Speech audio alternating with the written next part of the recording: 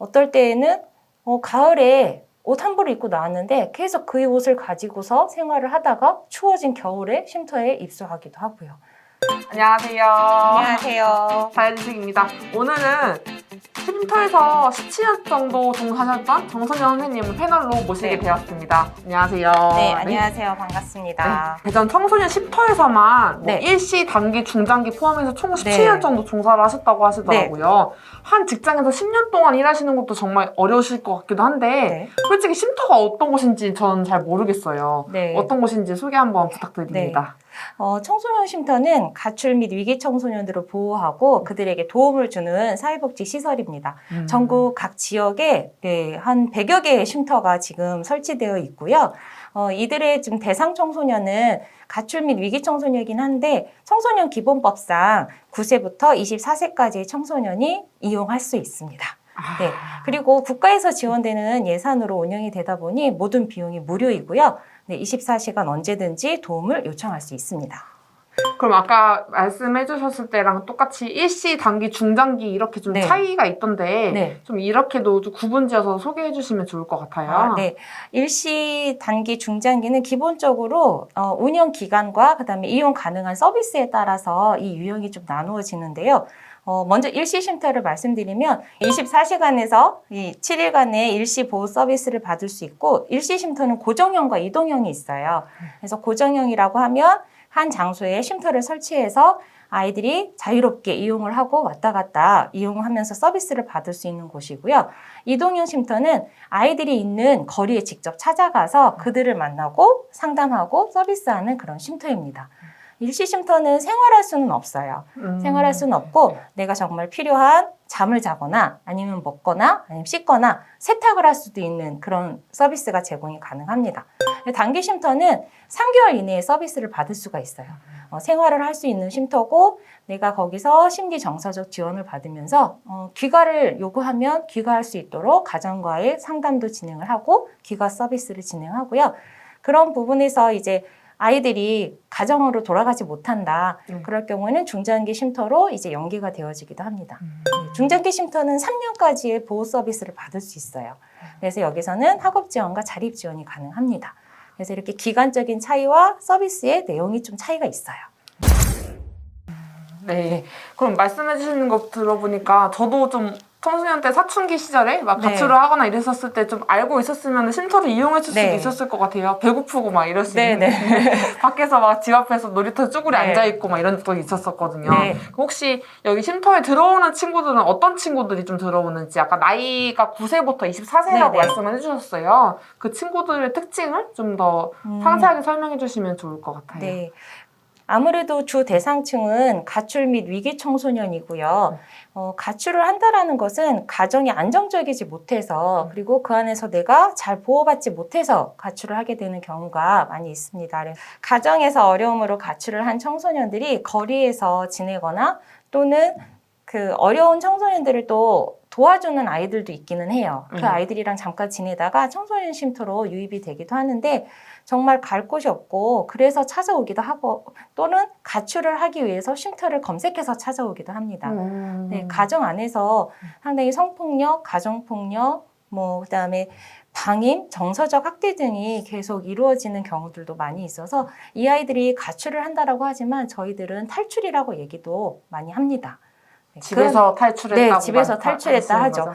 왜 어느 순간 진짜 이건 아닌 것 같아 라고 하는데 막상 나가면 너무 고생스러울 것 같잖아요. 그죠. 어디서 자지? 어떻게 먹지? 학교는 어떡하지? 그런 부분을 다 걱정을 해요, 아이들도. 그런데 청소년들이 막상 그 집을 떠나기엔 되게 어려운데 그래도 도움을 받고자 여기가 정말 죽을 것 같이 싫을 경우도 있거든요. 네, 그럴 경우에는 정말 뛰쳐나오게 되는 거죠. 네, 뛰쳐나와서 조금 고생을 또 하기도 하지만 쉼터를 알아보고 쉼터로 직접 이렇게 연락을 해서 찾아오기도 합니다. 네. 이유는 다 다르겠지만 아까 말씀해 주셨을 때는 가정이 싫어서 가정에서 탈출을 하신다고 했어요. 근데 아까도 제가 좀 전에 말씀드렸지만 저는 가정이 싫은 건 아닌데 그냥 방황하고 싶고 그래서 지금 흔히 저희들 청소년들 사춘기에는 비행 청소년이 많다 이렇게도 말씀을 많이 하잖아요. 근데 이런 비행 청소년이랑 가출 위기랑은 좀 다른 건가요? 네, 당연히 다르죠. 가출하고 위기 청소년들을 비행 청소년, 문제 청소년이라고 말할 수 없는 부분이거든요. 가출을 왜 하고 싶으셨어요? 그냥 방황? 왜 재미? 방황 재미? 친구들의 유혹 뭐 이런 게 유혹. 좀 있었던 네. 것 같아요. 혹시 그런 부분을 부모님이나 아니면 나와 뭔가 말이 통하는 사람들하고 같이 나눠보신 적 있으세요? 그런 건 또 아니었던 것 같아요. 네. 네. 그냥 이끌렸던 것 같아요, 친구들한테. 어쩌면 잠시 네. 밖에 나와서 방황을 하고 그런 거는 괜찮죠. 근데 그거를 다 이제 하고 나서도 집에 돌아갈 수 없거나 네. 돌아가기 싫거나 그런 것들이 지속되어지는 이유는 또 다른 더 심각한 문제가 있다라고 보여질 수 있는 부분이고요. 가출 위기 청소년 아이들은 정말 그 부분인 거예요. 되게 어려운 상황에서 그 부분에서 자기가 뭔가 해결하지 못하고 도움을 받지 못하는 아이들이거든요. 상처받고 우리가 상처가 나면 거기에 고름이 생기기도 하고 네. 그다음에 그게 흉터가 되기도 하잖아요. 네. 이런 것처럼 가출과 위기 청소년들, 그다음에 가출 자체는 하나의 증상일 뿐이다라고 말씀드리고 싶어요.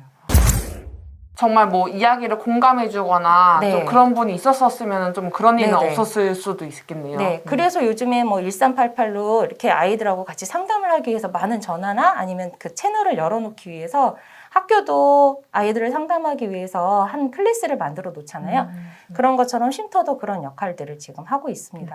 방금 말씀해주신 1388은 어떤 예방 전화번호, 상담 전화인가요? 네, 청소년 긴급 전화이죠. 긴급 전화. 네, 그래서 언제든지 각 지역에서 1388을 하면 아이들이 상담을 받을 수도 있고 또 다른 심리 정서적 지원을 받을 수도 있는데 쉼터와도 연결이 다 되어 있습니다. 네. 좋네요. 네, 1388에 쉼터를 가고 싶어요. 그러면 쉼터랑 이렇게 연결을 해주기도 하고 그다음에 긴급적으로 상담을 해주기도 하죠.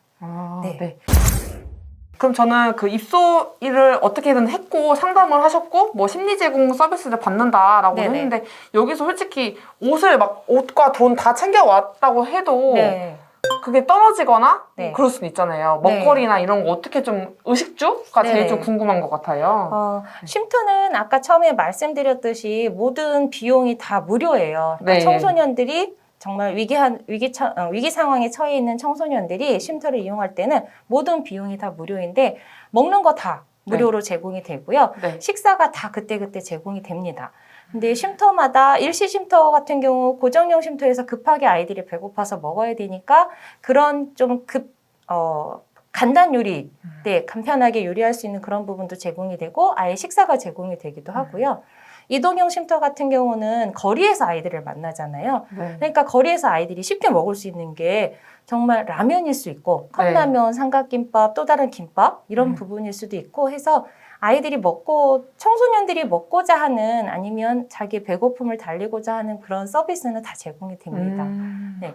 그래서 단기나 중장기 같은 경우는 생활하는 곳이거든요. 네. 아이들이 거기서 살아가는 그런 곳이라 거기는 아침, 점심, 저녁 끼니를 다 그 시간에 맞춰서 아이들과 같이 먹을 수 있도록 제공을 하고 있어요.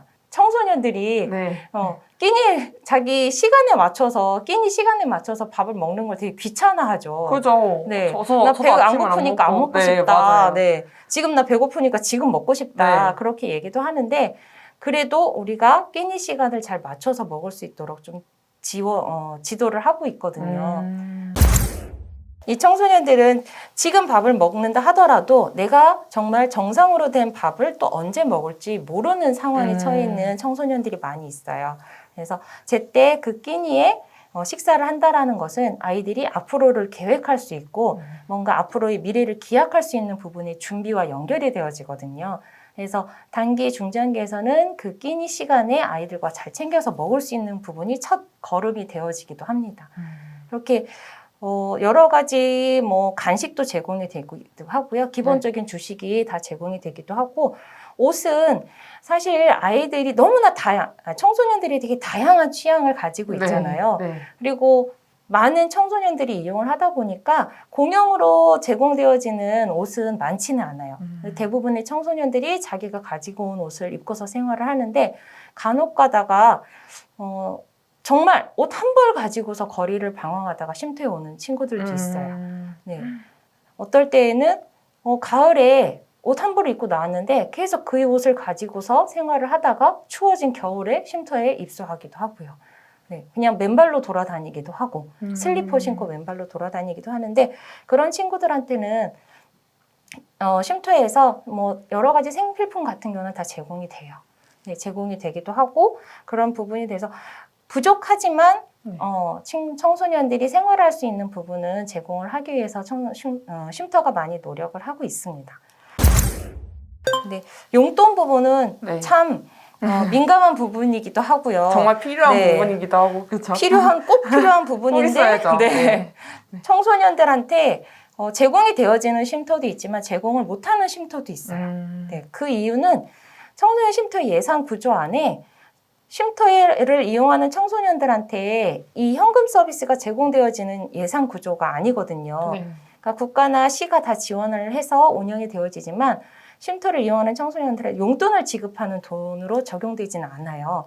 그런데 이제 양육시설 같은 경우는 그 안에서 생활하는 친구들이 용돈을 받기도 하거든요. 적은 금액으로 용돈을 받는데 쉼터 자체는 그렇지 못한데 청소년들이 얼마나 먹고 싶고 하고 싶은 게 많습니까? 그렇죠. 네. 나가면 정말 뭔가 하나라도 사 먹고 아이스크림 네. 하나라도 먹고 싶을 텐데 그런 부분 때문에 쉼터에서는 후원금을 받고 그 후원금으로 아이들한테 용돈을 지급하기도 합니다. 네, 적은 돈이긴 하지만 그래도 그 돈을 가지고서 밖에서 누구한테 이렇게 손을 벌리거나 아니면 뭔가 이렇게 쭈삣쭈삣 하면서 하고 싶은데 하지 못하거나 그런 부분을 좀 해소시켜 주려고 노력을 하고 있습니다. 네.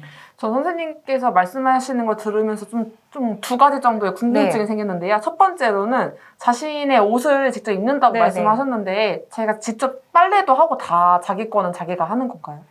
빨래는 세탁기가 하죠. 네. 뭐 빨래 널고 이러는 것도 네네. 9세의 연령대부터 네네. 온다고 해서 초등학교 때 내 옷을 내가 세탁기가 하고 이렇게 널고 이럴 수가 있나. 되게 귀찮죠. 네. 네. 저 엄마가 해줘서 그런가. 갑자기 궁금하네요. 네. 네. 그래서 그런 생활적인 지도 가지고 상당히 생활 지도가 너무너무 어렵기는 해요. 네, 진짜 그러실 것 같아요. 나는 지금 나와서 너무 힘들어서 나와서 그런 귀찮음이 네. 힘들기도 하고 네. 그런 게 다 싫은데 나한테 자꾸 그거를 요구해. 네. 청소년들은 그렇게 생각할 수 있거든요. 네, 네. 근데 여기서 누가 빨래를 해주고 누가 그쵸. 청소를 해주는 건 아니라 청소년들한테 각각의 그런 좀 역할을 맡겨서 할 수 있도록 하거든요. 네. 그런데 뭐 그걸 안 하는 청소년들도 있죠. 네. 그래서 쉼터 선생님들이랑 자꾸 아웅다웅 하게 되기도 합니다. 네. 그래서 미운정이 들기도 하지요. 네.